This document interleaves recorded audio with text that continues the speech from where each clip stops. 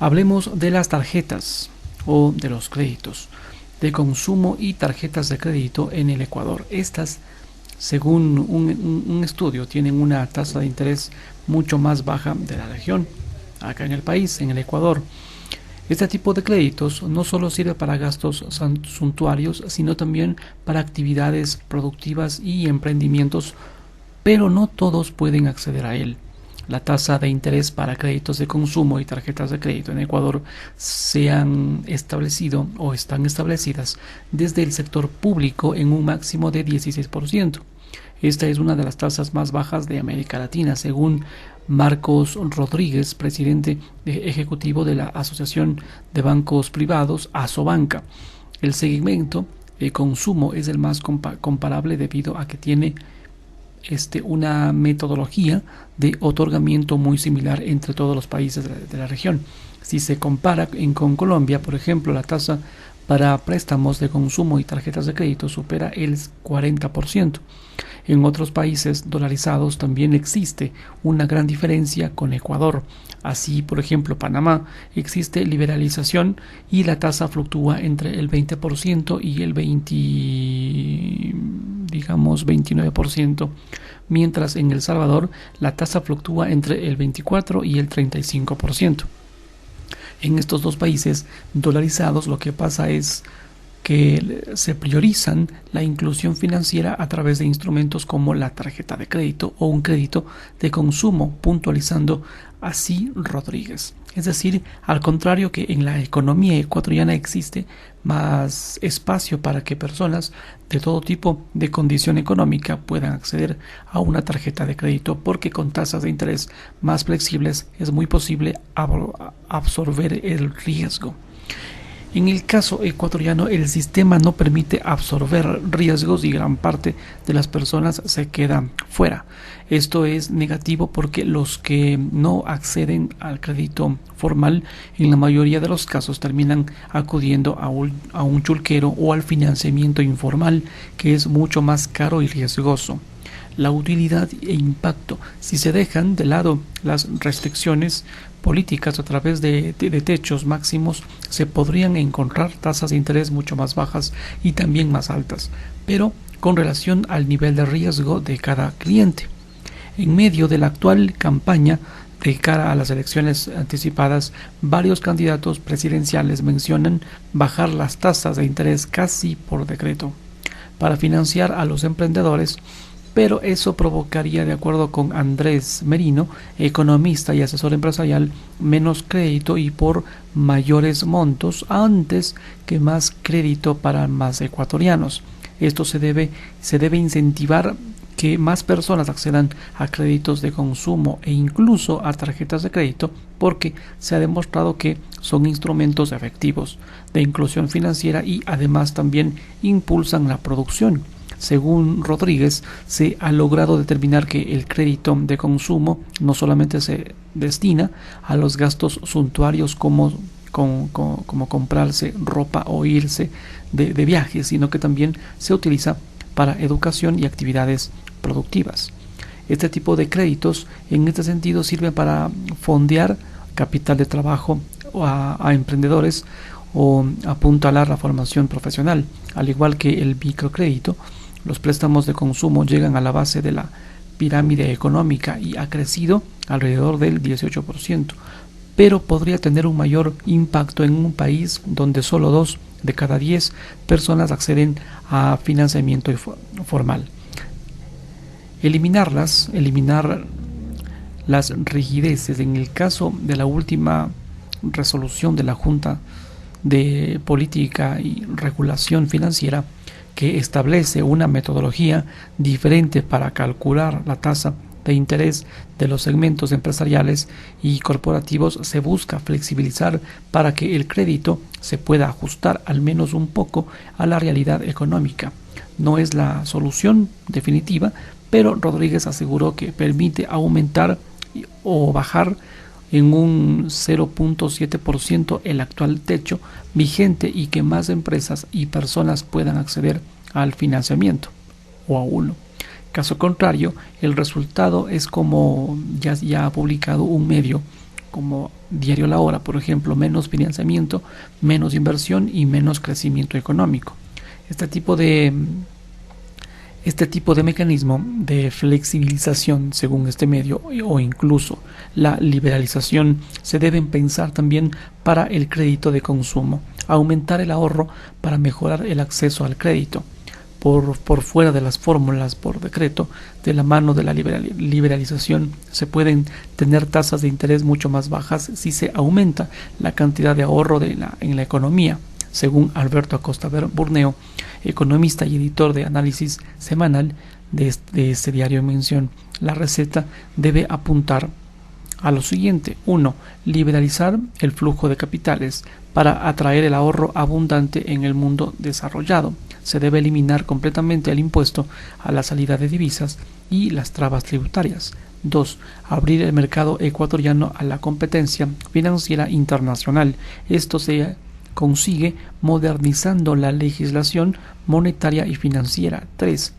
Mejorar el marco jurídico para garantizar el derecho de propiedad de los inversionistas y evitar que cualquier decisión política y judicial desbarate proyectos e inversiones en marcha. Antes de ir por medidas demagógicas como tomarse las reservas del Banco Central, se debería pensar en cómo dar mejores condiciones para el acceso al crédito en el sector privado. La morosidad no es un problema en los bancos ecuatorianos. La morosidad agregada actualmente es del 3%. En diciembre del 2022 se terminaron las medidas de emergencia para controlar el incremento de la morosidad por efectos de la pandemia. Sin embargo, la cartera vencida no se ha disparado y está bajo control.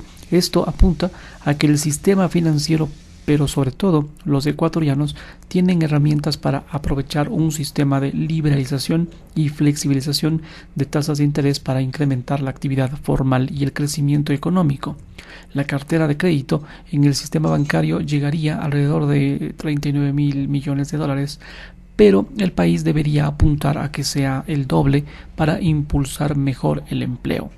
La concesión de nuevos créditos cayó durante los primeros 5 meses en este 2023. En otra nota de Diario La Hora, y los mayores afectados en esta caída serían los emprendedores.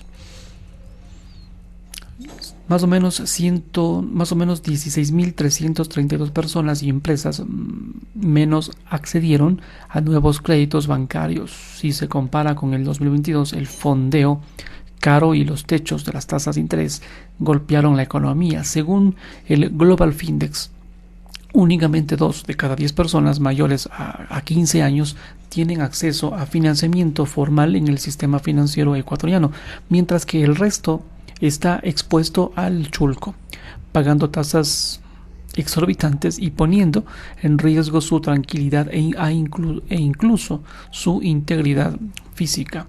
Esta situación se ha profundizado mucho en los primeros 5 meses de este año debido al encarecimiento del fondeo de los bancos, los techos a las tasas de interés establecidos desde la política, menor liquidez interna y la famosa inestabilidad. En el caso del sector productivo, las cifras oficiales revelan que los bancos privados otorgaron 12.397 millones de dólares en nuevos créditos, lo cual presenta un decrecimiento en monto del 1,5% en comparación al mismo periodo del 2022, equivalente a 191 millones de dólares menos. Al mismo tiempo, las operaciones y clientes caen en mayor medida, alcanzando un decrecimiento del 1%, 9.99 operaciones de crédito menos y una disminución de 4.141 clientes, lo que demuestra que el crédito se contrae y cada vez llega a menos manos. Al mirar las cifras del seguimiento productivo, corporativo, empresarial y PYME, esta realidad es mucho más compleja según información proporcionada por la ASOBANCA, Asociación de Bancos Privados. El monto entregado así como el número de clientes decrece. Esto significa 1.137 operaciones de crédito menos y una disminución de 239 empresas que acceden a crédito frente al 2022. En el caso del microcrédito, el impacto es aún mayor. Las operaciones de crédito caen 7%, es decir, 16.335 operaciones menos, y 6% menos en clientes nuevos, 11.352 clientes sin crédito. Andrés Rodríguez, economista, explicó lo siguiente, que esto representa un cambio en la tendencia de aumento en la concesión de créditos, que incluso en momentos duros de la pandemia fue uno de los sostenes de la economía nacional. Por su parte, David Castellanos, líder de data de analítica y de Equifax Ecuador, pues ha puntualizado que existe una relación directa entre más crédito y más crecimiento económico, por lo que si el financiamiento decrece, la riqueza y las oportunidades de empleo se ven comprometidas. Las tasas de interés, las políticas que se pusieron en marcha para promover la recuperación de la economía tras el impacto de la pandemia y el efecto de la guerra en Ucrania, ocasionaron el incremento de la inflación en el mundo. Para enfrentar este problema, los bancos centrales de las economías desarrolladas y en vías de desarrollo han incrementado las tasas de interés. Por ejemplo, la Reserva Federal incrementó la tasa de interés al pasar de 0.25% en marzo del 2022 y el 5.25% a junio del presente año, 2023, un nivel registrado por última vez en 2007, y se espera que haya más incrementos o que se mantenga elevado por un buen tiempo. Este incremento de las tasas de interés por parte de los bancos centrales provoca que el acceso a financiamiento internacional sea más costoso para las instituciones financieras y empresas del Ecuador, superando en varios casos los 2 dígitos. Esto provocaría que se deteriore el flujo de recursos nuevos que arriban al país para colocarlos en nuevos créditos. Además, el costo del fondeo local también se ha incrementado. La tasa de interés pasiva referencial, es decir, lo que pagan los bancos a sus clientes para dejar su dinero en las instituciones financieras, alcanzó el 7.03% a junio del 2023, casi el 1% por encima del año anterior, siendo una de las tasas pasivas más altas de la región. Todas las economías del mundo han incrementado las tasas de interés. En Estados Unidos, por ejemplo, la tasa promedio de crédito al consumo creció en más de 5 puntos porcentuales desde el primer trimestre del 2022 y se ubica en 20.09%. En el caso de Colombia, la tasa de interés alcanzó los 44.64% a junio del 2023, un incremento de más de 14 puntos porcentuales que en junio 2022. En Perú, la tasa de interés se ubica en 15.44% en junio 2023, un incremento de 3.02 puntos frente a junio 2022. La solución a medias, dice. Mientras que en la mayoría de las economías del mundo, los sistemas financieros tienen espacio para ajustar las tasas de interés a la realidad. En Ecuador, por ejemplo, se tiene la camisa de fuerza de un sistema de tasas políticas. Esto hace que sea más difícil conceder créditos en épocas como las que vivimos actualmente. El gobierno de Guillermo Lasso, a través de la Junta de Política y Regulación Financiera, emitió una resolución para tratar este tema para tratar de evitar que siga cayendo la concesión de créditos. La solución propuesta llega en forma de una flexibilización parcial del sistema de techos a las tasas de interés para los subsegmentos corporativo y empresarial, es decir, permitiendo que suban un poco para reconocer en parte el encarecimiento del fondeo y la escasez de liquidez en la economía nacional. De acuerdo con la Asobanca, si bien es una buena noticia, entre comillas, que las autoridades reconozcan cuál es el problema respecto al impacto negativo de los techos a las tasas de interés, menor crédito a los sectores productivos e identifiquen que flexibilizar es la solución. Lamentablemente, la nueva metodología de cálculo no resuelve la esencia de la problemática, por lo cual se prevé que el impacto en una mayor entrega de crédito no sea el que el sector productivo requiere. En otras palabras, el financiamiento seguiría por detrás de las necesidades de una economía con menos ventas y menos ingreso de divisas vía exportaciones. Estamos viendo una combinación perversa en donde la inestabilidad política, elecciones anticipadas, llámese así, profundiza la paralización de las inversiones y la falta de liquidez en la economía. Los bancos están atados de manos para prestar y los que más sufren son los emprendedores, entre comillas, así concluyó Rodríguez.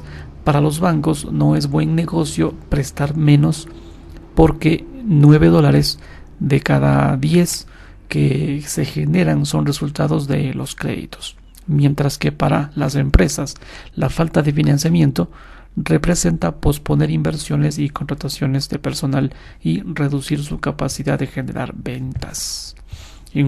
Siguiendo con el hilo, las reservas del Banco Central sustentan la dolarización y deben estar lejos del populismo económico y político, titula así Diario La Hora con su sesgo característico. El dinero depositado en el Banco Central se usa todos los días y es la base de la liquidez de la economía nacional. Usarlo arbitrariamente para gasto público es ilegal, manifiesta. Todavía no inicia formalmente la campaña electoral, pero varios precandidatos ya han manifestado su convencimiento de que se puede echar mano a las reservas internacionales depositadas en el Banco Central del Ecuador para reactivar la economía y financiar el gasto público. Así, por ejemplo, en una entrevista con Diario La Hora, Yacu Pérez, precandidato a la presidencia de la República, manifestó lo siguiente: vamos a tomar una pequeña parte de los $9.000 millones de la reserva monetaria. No todo, sería una irresponsabilidad, una partecita nomás, $1.000 millones se tomarían para dar créditos. El problema es que el dinero de la reserva no se puede utilizar porque tiene dueños. Además, no constituye ni ahorros, mucho menos dinero ocioso.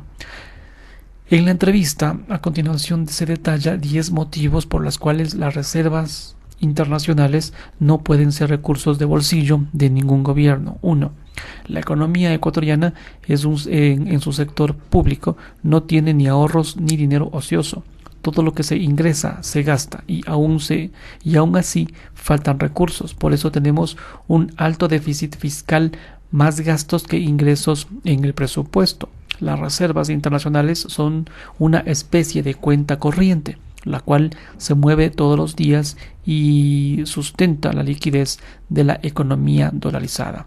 2. El Banco Central tiene obligaciones exigibles o pasivos por más de $16.000 millones. Las reservas son sus activos y actualmente cubren parte de estas obligaciones. Solo si los activos fueran mayores que los pasivos, se generarían ahorros reales para invertir. 3. Las reservas internacionales llegaron a un nivel de $9.353 millones a inicios del 2022. Debido a los altos niveles de exportaciones, remesas y flujos de crédito externo, tanto privado como público. Sin embargo, la desaceleración de las exportaciones, la crisis económica global y el menor acceso al crédito han reducido el monto de reservas a $7.289 millones en junio del presente 2023. Este es el menor nivel desde 2021 y podría bajar a alrededor de $6.000 millones en los próximos meses. En lugar de pensar en gastarlos, Los precandidatos presidenciales deberían pensar en estrategias para que aumente la liquidez y la riqueza en el país. 4. Entre más reservas tiene un país, existe más liquidez. Se pueden financiar el comercio exterior, aumentar el nivel de crédito e inversión, es decir, las reservas ya son productivas sin ser utilizadas por los políticos.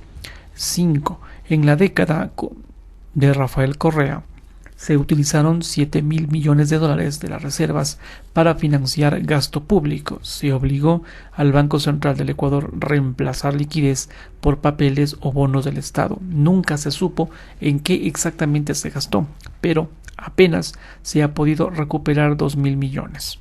6.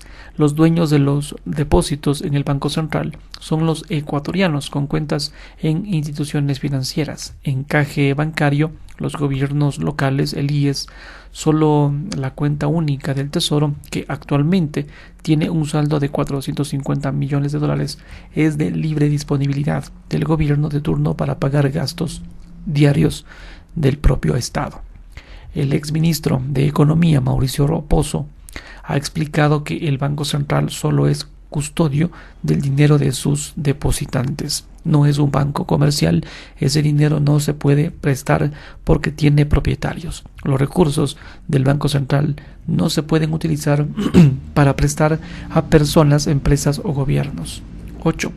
Los dueños usan todos los días sus fondos en el Banco Central. Incluso los bancos privados han utilizado parte de su encaje para dar más créditos, sin necesidad de que ningún político o autoridad estatal lo decrete. 9. Normativas como el Código Orgánico de Planificación y Finanzas Públicas, COPLAFIP, reforzadas por la Ley de Defensa de la Dolarización aprobada a finales del gobierno de Moreno, establecen claramente que está prohibido utilizar las reservas del Banco Central del Ecuador para financiar al gobierno central y su gasto público. Y 10. Un banco central sin liquidez es igual a una economía sin liquidez. Si se gastan los depósitos en el del Banco Central en caso de una corrida bancaria, por ejemplo, el sistema financiero privado no podría acceder a sus depósitos de respaldo. Si se gasta el dinero de las reservas, no se pueden financiar las operaciones de comercio exterior, tampoco pagar compromisos del sector público. Ahí se abre la puerta para que el gobierno de turno tenga la tentación de emitir una moneda paralela, ecuadólares, por ejemplo, o incluso de plano desdolarizar para tener otra vez la maquinita de imprimir billetes.